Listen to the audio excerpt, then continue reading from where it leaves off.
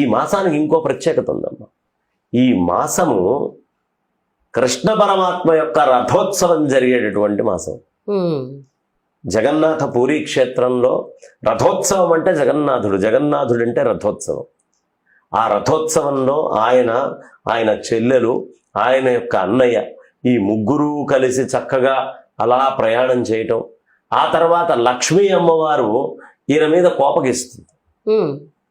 కోపగిచ్చి 3 రోజుల పాటు ఆయన్ని రానివ్వదు.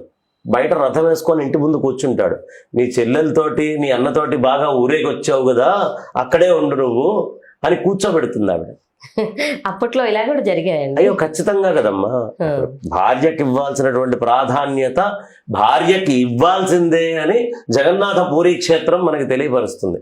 కృష్ణుడు అంతటి వాడు కూడా ఉన్నాడు, అందుకని ఆవిడకి అంత కోపం వచ్చింది కదా అని. మనకి ఇప్పటికైనా సరే జగన్నాథ స్వామి క్షేత్రంలోకి వెళ్తే లక్ష్మీ అమ్మవారి యొక్క గుడి ఎక్కడైతే ఉంటుందో దాని ఎదురుగుండా సముద్రుడు, ఆమె తండ్రి కదా, చల్లటి గాలి వచ్చేట్టుగా వీస్తాడు ఎప్పుడైనా సరే. అక్కడ గాలి ఎప్పుడూ వస్తూ ఉంటుంది కరెక్ట్గా ఆ గుడి ముందే. మళ్ళీ అట్లాంటి గాలి అంతటా రాదు, లక్ష్మీ అమ్మవారి గుడికి ముందు మాత్రమే వస్తుంది. ఎందుకయ్యా అంటే కోపంగా ఉన్న నా కూతురు కొంచెం శాంతం అవ్వాలి అని ఆయన చక్కగా గాలిని అక్కడ జగన్నాథ క్షేత్రంలో లక్ష్మీ అమ్మవారి ముందు. కాబట్టి ఇవన్నీ వేడుకగా అసలు నయనోత్సవంగా ఉంటుంది స్వామివారి యొక్క వెళ్ళటము. స్వామివారి ఉద్దేశం ఏంటి?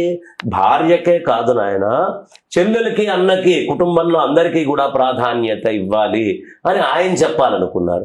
ప్రాధాన్యత ఇవ్వకపోతే నిన్ను 3 రోజులైనా బయట ఉంచుతాననే విషయం చెప్పిన తర్వాత భార్య కోపం వస్తే 3 రోజులు ఎదురు చూసైనా సరే మళ్ళీ నువ్వు కలుపుకోవాల్సిందే అనేటటువంటి తత్వము మనకి జగన్నాథ క్షేత్రంలో అన్నీ తెలియపడదు. అంటే ఇది ఒక అద్భుతమైనటువంటి ఆ కుటుంబ వ్యవస్థ ఎలా ఉండాలి, అన్నీ ప్రధానమే, అన్నిటినీ ఎలా కలుపుకుంటూ వెళ్ళాలి, దేన్ని ఎక్కడ ఎలా నెగ్గాలి, ఈ విషయాలన్నీ కూడా మనకి చక్కగా ఈ ఆషాఢ మాసంలో మనకి తెలుస్తాయి.